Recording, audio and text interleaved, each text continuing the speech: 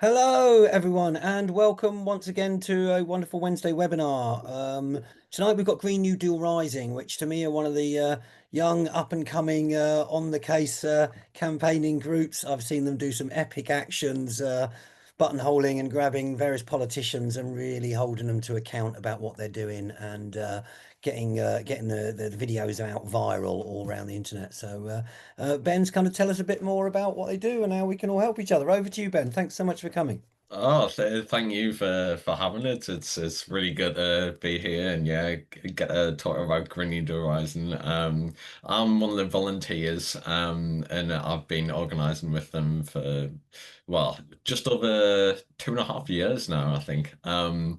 But yeah, basically we're kind of like a youth climate movement, which kind of we originated in 2021, but essentially is along the ideas of like when you look at social movements in the past throughout history, young people at the kind of forefront of struggles for social and political transformation. And hopefully through this talk, I'll be able to kind of like give some background to the role of Green New Deal Rise and play within the kind of movement ecosystem here in Britain and kind of the prospects for developing kind of like youth kind of ecological subjectivities, if you like. And I guess for like, you know, when we're thinking about like what it means to be a young person today, like although it's by no means kind of homogenous, the kind of concept, the social concept of young people, um, were obviously share a lot of kind of common social behaviors and kind of material realities, which means that like more than most groups in society were kind of aligned politically with like overcoming the current status quo because of the climate emergency. If we're facing this huge challenge, which basically threatens our kind of future life prospects, then we're fairly aligned as a social group to be able to kind of make meaningful change. And that is, as a movement, what we're all about. Um, so yeah, I'll go into kind of give some context on like the youth climate movement more broadly before going into Green New Deal Rising in kind of more specific terms. But I guess the big flashpoint most people will remember and be familiar with when you kind of raise the prospect or the idea of the youth climate movement was that big moment in 2018, 2019 around the school strikes. Obviously, Greta Thunberg being the kind of the poster child of that movement. And we saw this huge kind of surge around the issue of like climate representing kind of like an existential threat to young people in the futures. Um, and this kind of movement of like, school strikes, parliamentary protests, like civic sit-ins, those types of tactics kind of sparked this mass kind of social awareness of the problem of climate breakdown and ecological crisis, to which political leaders at the time were kind of made to confront. Um, so that's when you saw kind of declarations of climate emergencies, for example, in the first kind of wave of net zero policies um, come to kind of state legislators, for example. Um, and while this was like definitely a moment of success in many ways, I kind of look back at it fondly. Um, the pandemic was really a kind of harsh kind of turning point where just by the nature of, the lockdown, for example, that meant that the types of tactics that the movement was using, so these kind of protests out in the open, um, well, I mean, striking from school, but like everyone was shut at home anyway. So, all of these tactics that we used were kind of rendered redundant in many ways. And also at the same time, the kind of economic impact of the pandemic meant that political leaders um almost kind of made a retrenchment to the economic status quo rather than it being that opportunity for kind of wider transformation that we're actually trying to engender, if you like. So that meant to kind of put the economic basis on a stable footing, we saw governments kind of bailing out a lot of the industries we're kind of targeting and coming up against.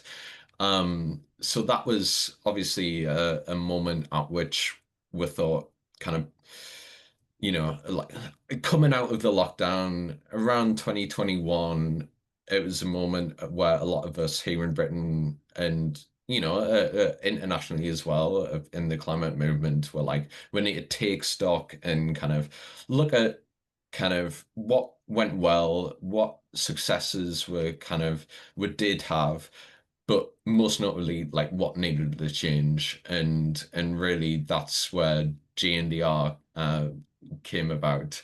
um and yeah, kind of we wanted to kind of reinvigorate climate politics with youth at the front and center, um but with the clarity of like we can't just rely on policy papers being proposed at, the government level, because I think most of us are well aware now that method of change is far too slow and would need to be a bit more radical in what we're asking for. Um, so really we're inspired by the Sunrise Movement in the US, which came about during the wave of, I guess, progressive movements against the first Trump administration. So a lot of attention being given to figures like Alexandria Ocasio-Cortez or Bernie Sanders in this wave of democratic socialist um, that kind of broader movement, but the youth side of it was the Sunrise Movement, which you saw doing things like holding sit-ins in Nancy Pelosi's office, for example. Um, They were brilliant. They were really inspiring to see yeah, actually getting the senators and the Congress people and really, holding their feet to the fire, shall we say. yeah, and I guess it's getting young people involved in that kind of electoral process to some extent, but that not being the whole focus. We want a kind of plurality of tactics to be able to, like act on the wider strategy of, transition towards ecological sustainability, if you like. So I guess the first kind of 4 years were Evening all. Hi. The first kind of things we wanted to do was kind of like coherent together volunteer teams who were taking action on the local basis, training up people in the movement. So we had a leadership program where like over 100 people have gone through this process to be able to like take on leadership roles. Um, we'll have, yeah, it says 50 plus volunteer teams spread across the country. Thousands of people now. These numbers are slightly in need updating, but essentially we're trying to train up people to take actions where you could get things out on social media, for example, confronting politicians, and that would bring in more people into the movement.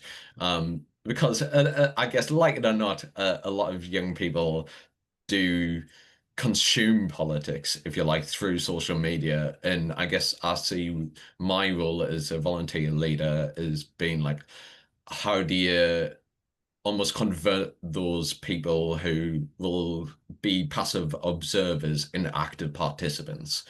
Um, Mm. some of those actions that were taken um, to confront politicians and, I guess increase the heat on, elected representative was in order to like shape policy. Um, and we managed to do that to some extent in terms of working cross-party with MPs to launch the Green New Deal bill. We've run uh, campaigns with Green New Deal champions, so they would be elected representatives who would sign up to our kind of policy platform that we put forward and back our like key demands. Some of this again was kind of in the context of the early years, if you like, of the Stommer project, where he was at least making noises to the left. I've always been pretty skeptical of that.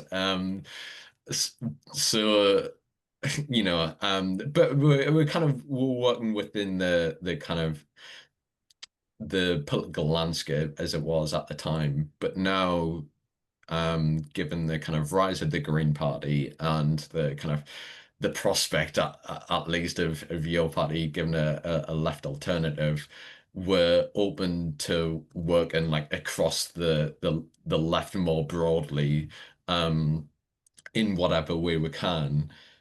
But I guess the strategy is about kind of base building to be able to shift the balance of power within which the government is operating rather than just kind of um, working within the boundaries of Westminster because that structure is designed to prevent meaningful political change. Um, so the general election was this kind of, I guess, culmination of our like first years in which we're kind of doing that work of base building and getting people out, kind of knocking on doors, doing canvassing, leafletting, phone banking, pulling off kind of MP challenges and things like that, is a moment to kind of put ourselves out front and center um, in this big political moment where there's a lot of like media coverage and things like that, and basically like saying to politicians like we are a meaningful democratic base, and you need to listen to what I have to say. Amazing. That's amazing work. Really incredible. Audit your movement organizing skills and creating change. That's brilliant, Ben. Yeah. So that was a really good moment, and it definitely was like really gratifying to be able to, boot the Tories out, where for most of us that is like, and our entire lives have been defined by austerity. So like that moment was, yeah, really, really pretty meaningful. But obviously we know that winning like really significant progress through Parliament is like by no means easy. Like we're not kind of shying away from the scale of the project that we've got ahead of ourselves. And I guess in the previous kind of strategic roadmap that we had, like some of the goals that were set were quite high level. And I guess that is a reflection of like being a relatively like new organization coming on the scene and the kind of the optimism of youth in many ways. So after the election, where I kind of had this period of downtime to like have some reflection, and kind of make some strategic arrangements to see the how it could work within the context of like a new Labour government, but one in which where like the far right was like, coming up and being a real threat, as obviously many of us have seen. Um, so we thought that kind of like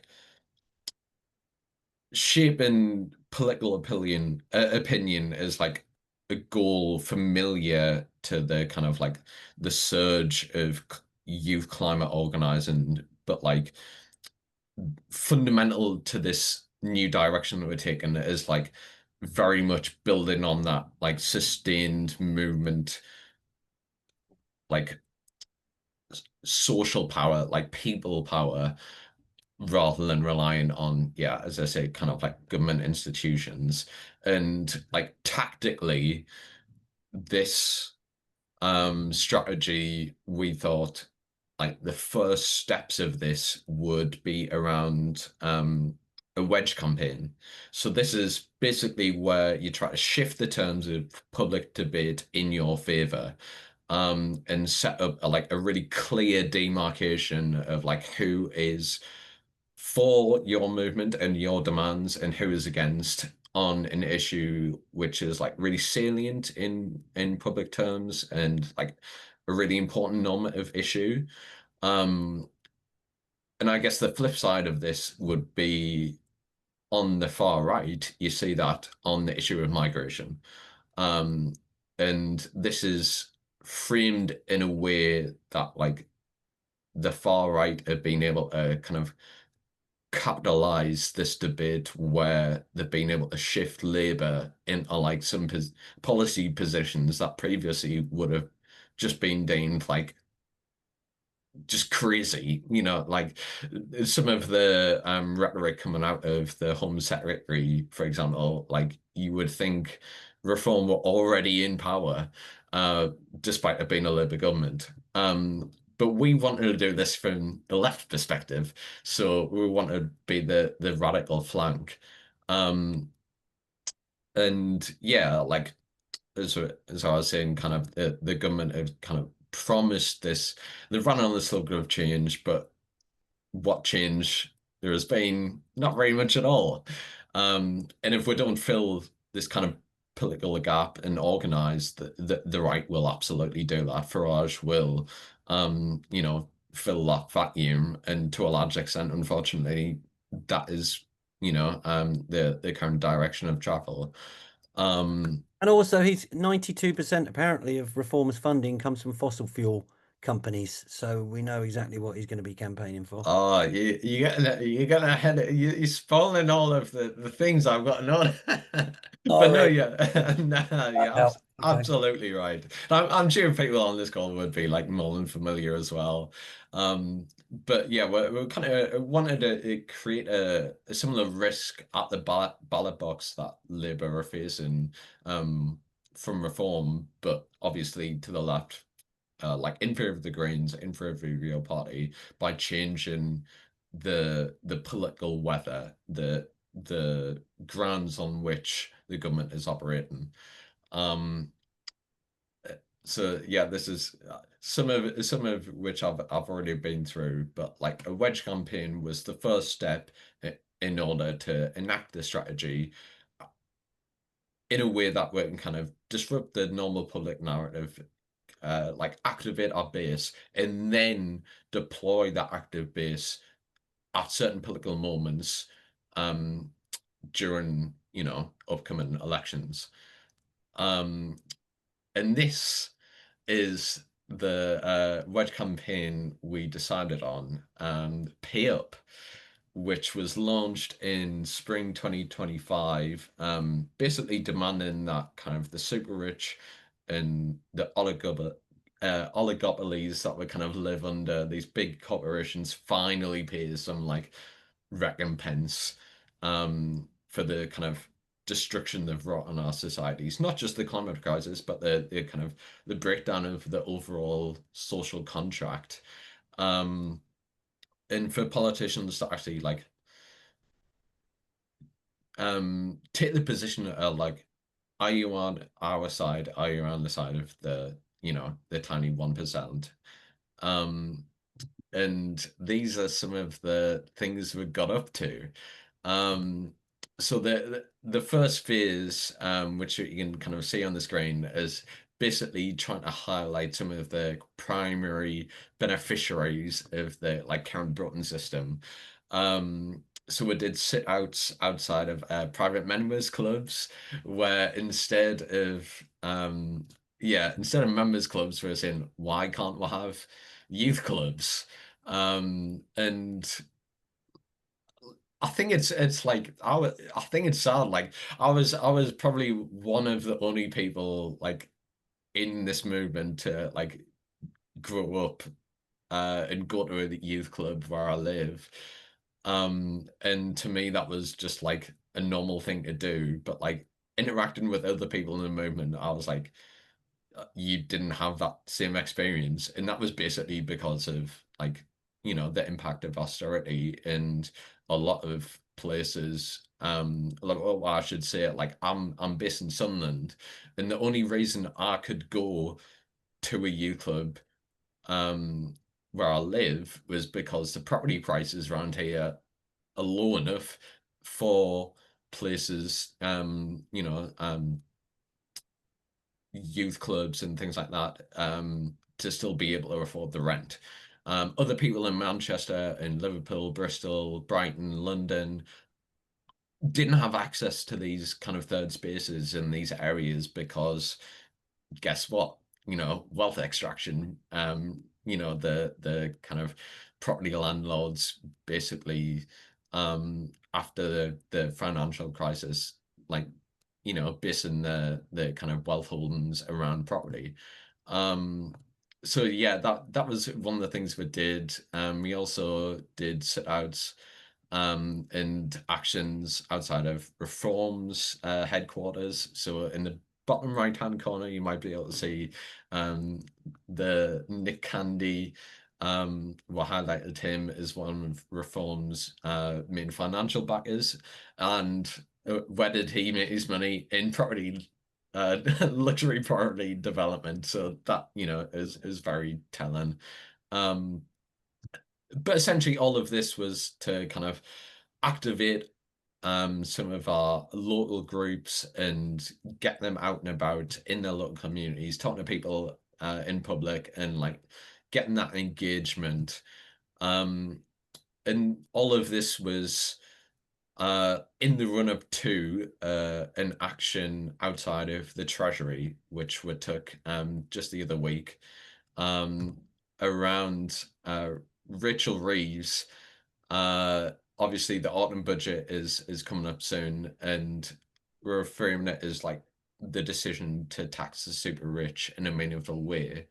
So while we've been doing these kind of like these pick outs and some of these kind of actions out in where we live, to engage the public, but like get the narrative like of a wealth tax and how that is like really important, is a key demand. Um, we were saying like, okay, so these are the people, these are the villains that were highlighting.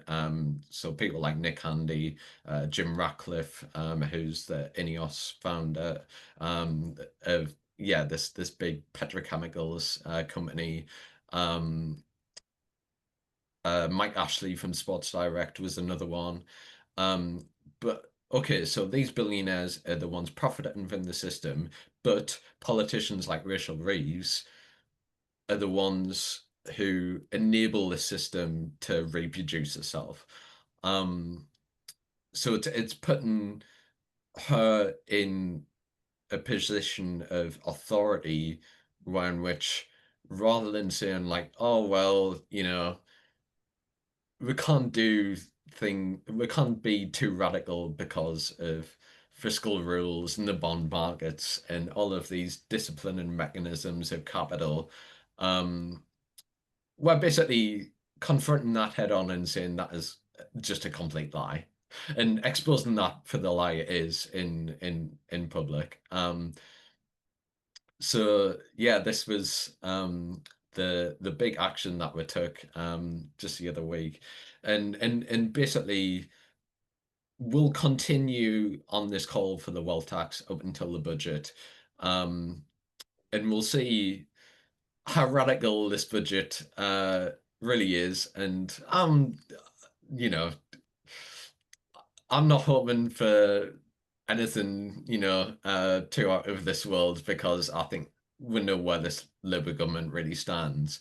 Um, but I think like after that point, that's the phase in which we'll kind of like transition into some of the kind of like more electoral work where I think we'll be able to take the arguments that we put forward and saying like, well, we demanded a wealth tax, the government didn't deliver on this, and that's why during the kind of devolved elections, so you've got the elections in the Welsh Parliament and the Scottish Parliament and the local elections as well, that's going to be a really key point to like put a pressure on Starmer and basically like go out in our communities and say, look, do you want to vote for a government who during the autumn budget took the side of the 1%, didn't listen to our demands, didn't listen to us as young people, and didn't deliver, and are opening the door to reform. Um, so yeah, that is basically the kind of what we've been up to recently and what we hope to be doing in the sort of next year. But yeah, that's the end of the presentation. I kind of really love to like hear you guys' thoughts on that and get some questions. Thanks.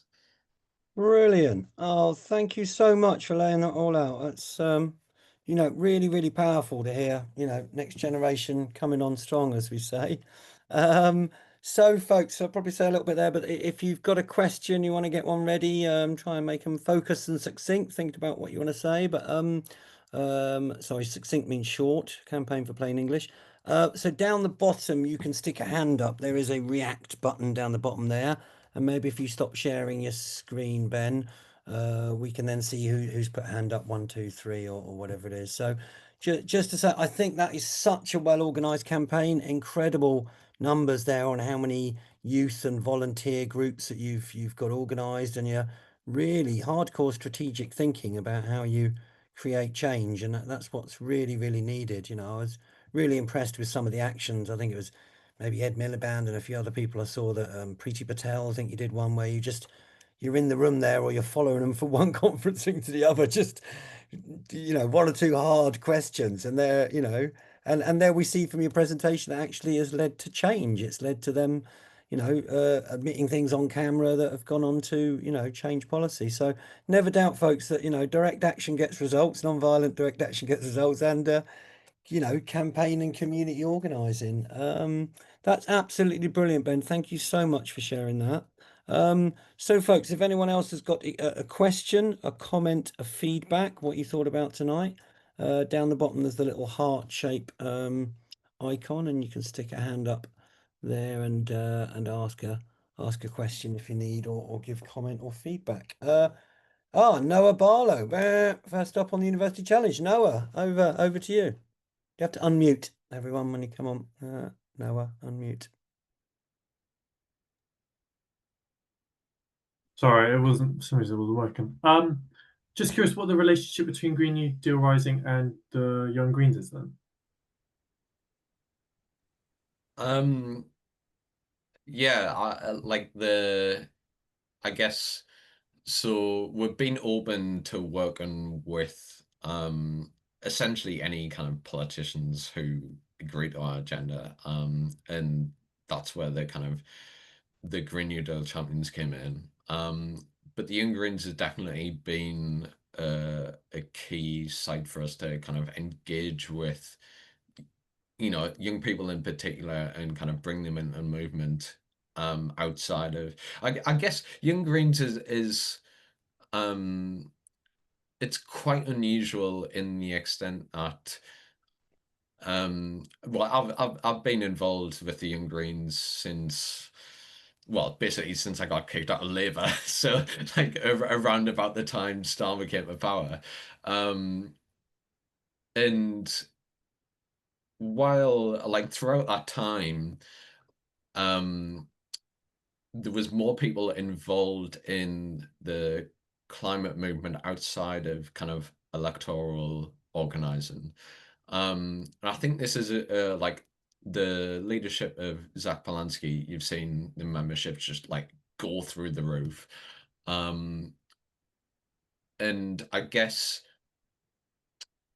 we want to, or like JNDR want to engage with the Young Greens on the basis of like, yeah, some of these new people who've like seen Zach's great campaign, will want to convert them into like members in the movement who are, you know, like combining their activities with things like Greens Organize and JNDR and, you know, getting involved in student campaigning, for example. And that could look like the Young Greens training people up internally, um, and giving people the confidence in the education almost to like start their own school strikes, for example, or set up kind of student union activities. Um, but I think the like my position on it would be that like I view the kind of movement ecosystem as a whole where like we need people working on kind of all of these things at the same time, if you like. So people inside the Greens, inside the Labour Party, inside your party, um, social movements, etc., inside the workplaces. So yeah, I hope that that's helpful. Yeah, I guess my question really is, does that mean is Green New Deal Rising more about being like an apolitical force for like the Green New Deal as opposed to being necessarily affiliated with any particular party? Is it more of a social movement rather than a political movement then?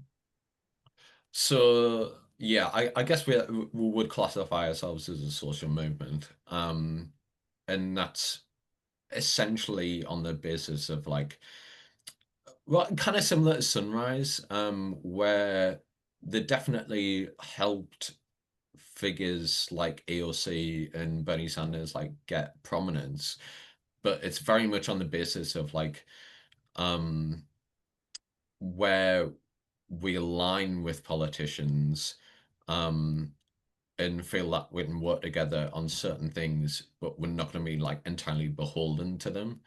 Um, and I think, yeah, some of the like you've seen some of these tensions arise within the Greens on other issues like um, trans liberation, for example, where some of the kind of debates internally inside the party like alienated a lot of like, you know, people outside in JNDR because they didn't think they were taking the right stance on the issue. Um, and that's basically why we don't like completely put ourselves under the directive of any political party. And me, for example, like I do my Young Greens work and your party work separate from Green New Deal Rising organizing. So yeah. Uh, very good. Does that help now? Um, I think we had a question there in the chat from Swindon Julian, who's one of the earliest climate emergency centres or centres that set up. Was he's had to go, but he said in the local elections in the southwest next year, I think any chance of discussing assistance here, as we have significant threats on the right. You said you have electoral impact. One of the key things is getting a fairer voting system, and he talks about a couple of different rather than first past the post, the proportional representation stuff. So, is that something you can do to maybe help and support like a Swindon group with things, particular areas that ask your help? Um, yeah, I mean, I am like I'm an all-round political nerd. So things like the push for proportional representation is like, you know, absolutely in my wheelhouse and I'm, you know, definitely aligned. Um, I guess like because of my role as a volunteer rather than a staff team, um, I have like, well, I guess like everything. would do inside the movement is like democratically decided upon. So volunteers had the chance to feed into the kind of like the strategy process and the roadmap for like this current parliament. Basically, I would have to like take any proposal to the group as a whole, and that would be decided upon like, is this something we want to prioritize? Um, I would definitely be in favor of it because first past the post, I think we all know how terrible of a system it is, and you know it's breaking down Mm. in an environment of like six parties really at the moment. Like it just doesn't work. Um, but I guess there is more scope for local teams to have more autonomy. So if there's people in Swindon who would be aligned with that, then yeah, I'd definitely recommend them get involved. But guess I can give my like contact details in the chat and things like this, and then people can reach out to me, and I'm Oh, sort of cool. the coordinator. His details are in the chat if you want to copy that one. Is there? Genji Zebra from the North Sea or the Norwich Unity Hub crew and Gathering Gates. Lovely to see you. Fire Thank away. you. Thanks so much. Carl, thanks so much, Ben. Really appreciated. And maybe you could send our thanks to the other organisers, the other people involved. I guess, what's really occurring to me, if I may say, is that so I've been involved in climate emergency centres for a little while, really inspired by this whole project, of opening spaces for people to gather. And we're really, in the Climate Emergency Centre network, we're really interested in outreach, Ben, and connecting to young people. And I had the delight to connect with, working alongside Phoenix and others with a lot of young people at Boomtown this year. And it was very noticeable. We were doing the Resistance exhibition. It was really noticeable, Ben, how touched a lot of the young people were that came into that exhibition. To be honest with you, some people were crying with relief to find something that had so much meaning and purpose in it. And to see that this, the Darwin people resisting multiple injustices has been going on for some decades. And of course, in a way, thousands of years. We're looking at the recent wave. And I guess what I'm really interested in, Ben, when you started talking about sustained movement, social power, we can do things electorally, we can do things with policy, we can demonstrate. But I guess I'm really interested in, Ben, and this is kind of a big question in a way, and it's almost like an invitation, to be honest, how perhaps we can invite more young people to get involved in the Climate Emergency Centre network. You could say work that has a lot of meaning and purpose in it, instead of these kind of hollow, empty, I don't know, jobs that people are perhaps doing that they don't really want to do, or, not even finding things that they even trust, Ben. Do you know what I mean? And I wonder if, because when people see, people like Phoenix here, to be honest with you, and Linda and others who've been involved in this network for so long, it's so obvious that these people are authentic and you can trust what they're doing because they've been doing it for decades. Do you know what I mean? So I guess I'm just kind of, I know that's a big thing for me to say to you, Ben. But, just in all humility and love for what you're doing, just wondering how that sounds to you. No, I think you've touched upon something that I didn't kind of say explicitly in the presentation, but is actually like really important to GNDR, which is I guess what separates us from some of the other groups involved around climate organizing is that we're really making an attempt to make it fun. Like we want the group to you know, celebrate not only kind of our organizing wins in terms of building political power, but like building social connection with one another in doing so. That is like absolutely fundamental to JNDR. And I guess like in terms of how other groups maybe to do this, um like I don't really kind of see it as being like, well, like that complicated in terms of integrating practices where it's not just about doing the work of organizing, quote unquote. Like I've like I'm an all-round kind of, die-hard nerd for this stuff. It's my kind of bread and butter. Um, but I engage with JNDR as like one of the areas that serves as kind of like a low barrier to entry space to get involved in organizing. Um, so say for example, the action that we did outside the treasury, like the night beforehand, we had this huge social in this place we'd rented out in order to celebrate the kind of the paid campaign, the wins that we'd had throughout. Um, and all of these people like who've been in the volunteer teams and taken on leadership roles, were able to kind of, bring the joy of that experience, and have that together person to person.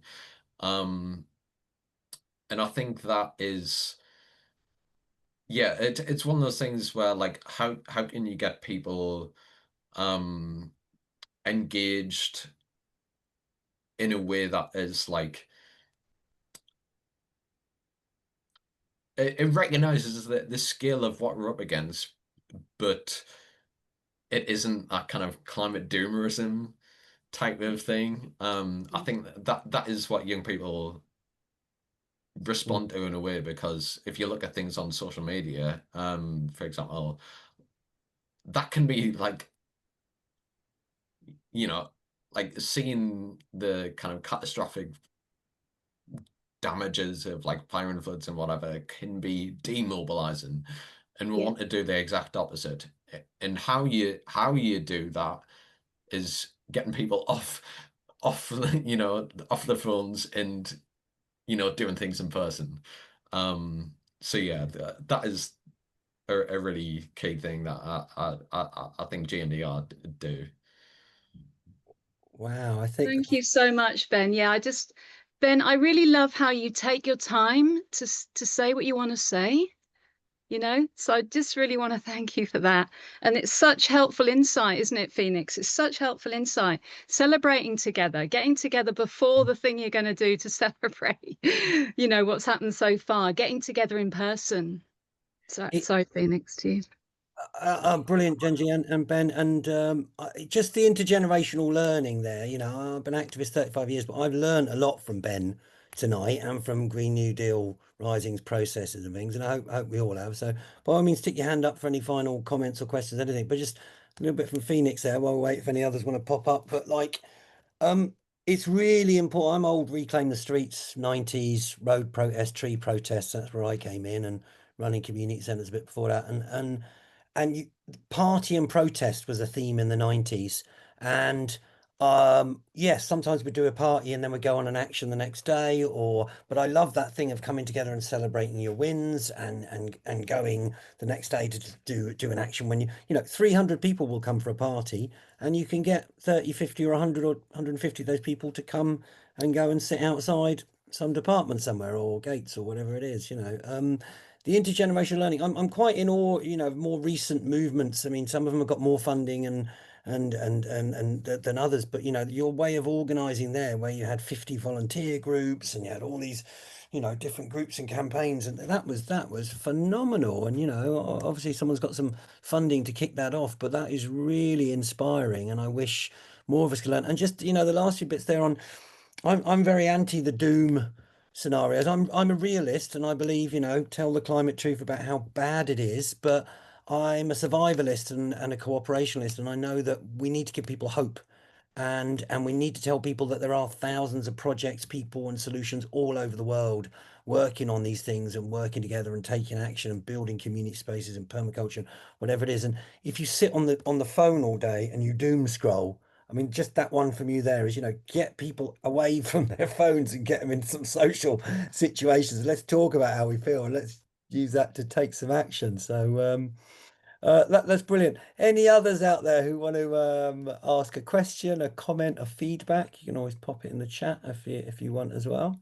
That's good. I mean, really inspiring tonight. What Green New Deal Rising are doing, and would be good to hear just a little bit, Ben. I'll wait to see if any others pop up there. Is the Green New Deal Rising, the roots of it is 1930s America, wasn't it? The FDR, Roosevelt brought in this Green New Deal, a New Deal to create lots of jobs and pull them out of depression. And then the roots over here was something about, there's a guy, Tom from Take the Jump, was involved with helping writing it, and Caroline Lucas, I think. And they kind of came up with the Green New Deal here. This is some of the story I've been told, but I like any more you got. And then it went over to America, and they started doing the Green New Deal Rising, particularly with Ocasio-Cortez and Bernie Sanders.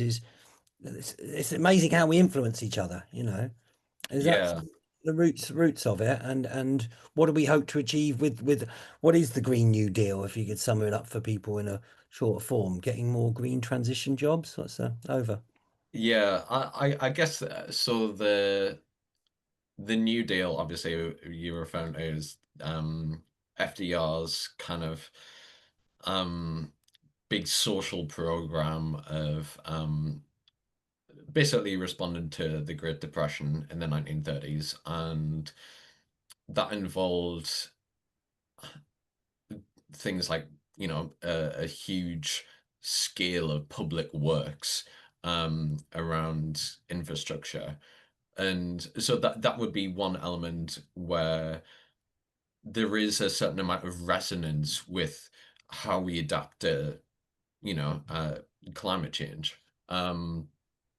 So I think, yeah, the um, the Green New Deal, as it was first proposed, I'm sure it was in the 70s or 80s in Britain. It was quite a while ago. But it was something that was kind of like bobbing about in, left-wing policy circles for quite a while before getting this huge boost in America. I think it was around the time of Bernie Sanders' like original run for the Democratic primaries. And yeah, I guess the prospectus of like a Green New Deal for me is what it represents, is like this platform of like non-reformist reforms. Like, how can we act upon policy making in the current moment to take us on the path to a wider scale transition away from capitalism fundamentally? Um, so, well, I guess like on the local level, you could see a lot of this similar themes reflected in the Zoran Mamdani campaign. Hmm. So things like a publicly run grocery store where you've got these initiatives essentially that are based on producing for social use rather than for profit. Um, and at the moment where we're seeing kind of essentially, states like the UK are running on like 0% productivity growth, but all of the productivity is still channeling all of the wealth that is created up to the 1%. Um, how do you shift that like type of production? And the way in which we do that is orientating it towards social use. And I mean, like to me, things like um, price controls or rent controls that would be a part of the Green New Deal platform. It's been done in the past. Like it's entirely possible. Scotland's just brought it in, apparently. It's brought in a rent control bill or act, and they did have them in New York and Berlin. Unfortunately, London's gone mad for rent, but yeah, should be included. And exactly, I mean, and that's where I was saying, look, we can be inspired by things in the past, like the New Deal. We can act on that scale of, state level ambition. Um, but we need to update it for the current circumstances that we're in and we're facing, and that is the climate catastrophe, and that's where the green bit comes in. Um, Brilliant. You are so clear for a younger person. I don't even know what Gen Z is actually. I think it was born after 2000, is it, or something? Um, but thank you for your clarity. Thank you for your enthusiasm, and I'm awed by your movements organizing skills, and you're creating massive change there. Just your slideshow, yeah, showed the wins and how you're actually changing things. So. It's very important to see.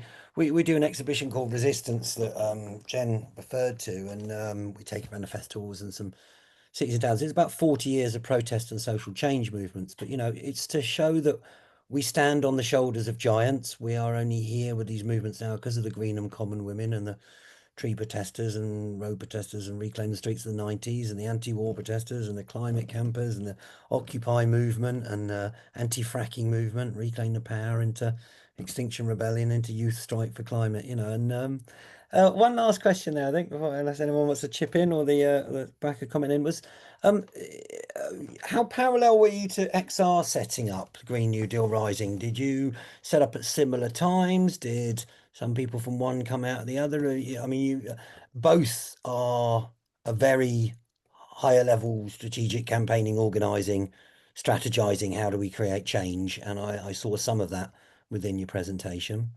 And you strike for climate, I suppose. Are they all rub off on each other a bit, or where's that? They all fit into each other a bit, or not? yeah, I mean, totally, it's that kind of what I was referring to before, and that kind of that wave around 2018, 2019 of like radical climate action and that being raised in the public consciousness. I guess XR, thinking about it in terms of like rules within the movement ecosystem, XR would represent people who are definitely more willing to take legal risks. And obviously, we're seeing like the state repression that folks have faced. And I've got friends facing time in prison, legal bills, etc., etc. And it like, it takes its toll.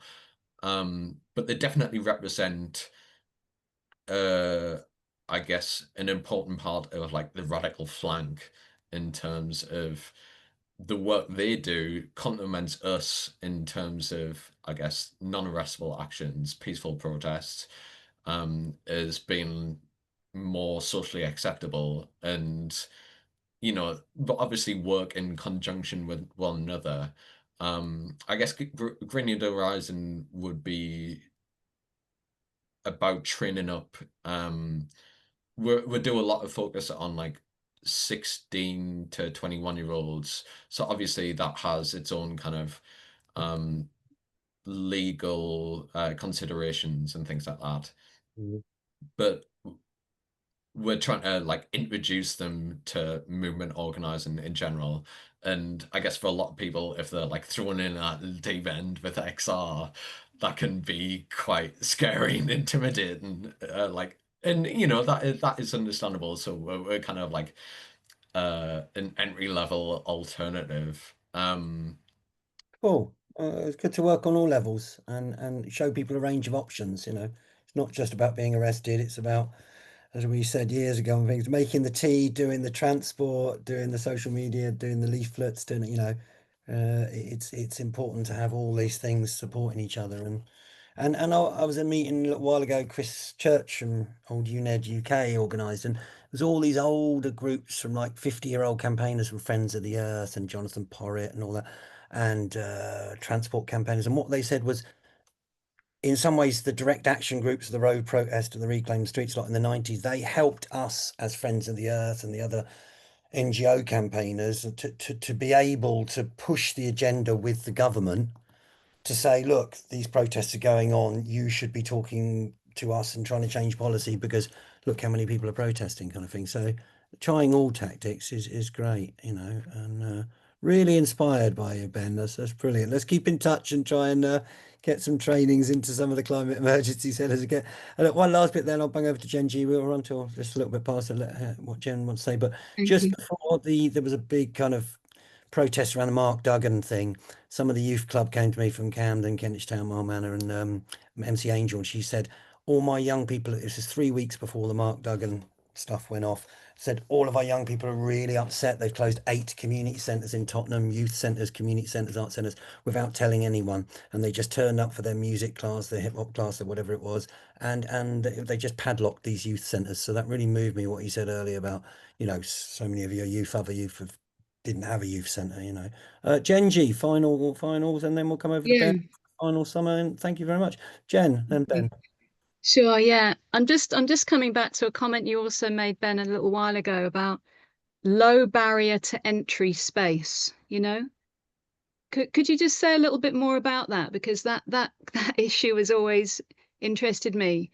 You know, that thing that allows people to step across the line, do you know what I mean, into, I don't know, direct action or, you know, questioning the status quo. Yeah, would you be able to say anything more about your insights about that, you know? Yeah. So I guess the the way in which we've been able to do this is having a very, very intentional approach to like movement culture. Um, it's set out within our handbook and organizer guide, basically along the lines of like, how do we make Green Neutral Rising as welcoming a space as possible? And that like goes to some of the things that I was saying before of like celebrating our wins, being open to like, you know, all people from all over the country, regardless of like class, race, gender, etc., etc.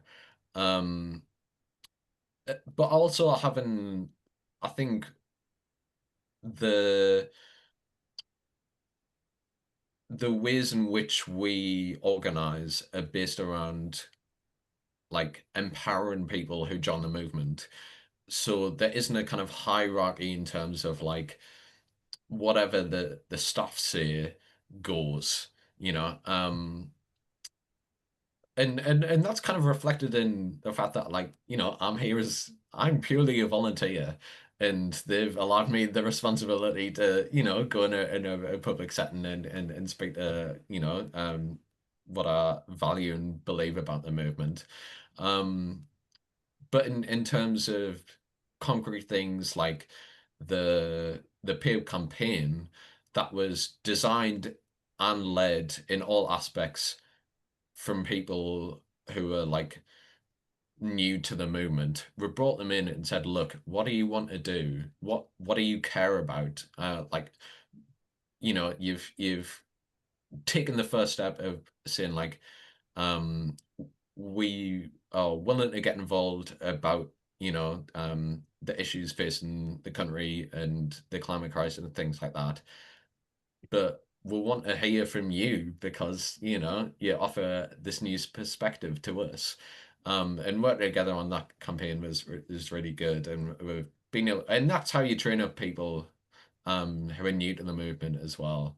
Um, so yeah, that those kind of things all come together and being like, um, how do you create a culture where like you're going from action to action, but base building. And base building is the fundamental through line to all of that. We want more people coming in. We don't want to be this little glorified sect, you know, like who have a kind of like very kind of principled dogma, but it's exclusionary because we need to, you know, join together to win this thing. I love it. I love Thank you it. so much. That's really useful Yeah. help, Ben. Is there, I mean, Wonderful. can we get, is there a possibility to see the handbook or the organizer guide would be one of my final things so that we as an older movement of movements can learn from the cutting edge of the younger movement? Yeah. Is that available on a website or do you have to come to a session to get that or I can put it in the chat if that's Yes, helpful. please. Brilliant. All right. And I've put our CEC handbook in the chat. So if you pop them in a sec when you find them. All right, ladies and gentlemen. So we're about 7 minutes past 8. Thank you very much for beaming in from all around the world. We had a Zoom with Canada this afternoon, and we've got some lovely people from Congo working to set something up. We need to get some support to their classrooms on the front lines of climate change. There's the organizer guide, ladies and gentlemen. Check it out. Learn from the youth club. The wisdom of the youth and the energy of the youth and the wisdom of the elders coming together is what we need, is one of the themes of Climate Emergency Centres. Ben, thank you so much for coming. I'll pass over to you for final comment and then we'll stop the recording. And then those who want to stay around for 10 minutes can have a little chat as we usually do. Thank you so much. And I've learned a lot from you, more than some of the older lot. So thank you very much. Let's keep evolving and learning. Any way we can work together to find spaces. It's all about spaces to organise and meet. We lost so many due to austerity. If we can work with Green New Deal Rising to find any youth and elder spaces, we would love to work with you closer, see what we can do. Over to you, Ben, for final comments. Thank you so much for coming. Oh, thank you. It's been like an absolute pleasure. Like I really love doing events like this because, you know, like as much as you'll say you learn from me, I'll like come on. I know who has the wisdom in this room but yeah, I mean just being able to kind of like share what we're doing and get some like outside reflection on like, you know, the role in which we play and kind of like I guess like taking on board that broader enthusiasm that exists all over in all these different organizations is like it just warms me heart. So like honestly, thank you so much for having us. Yeah, it's been great.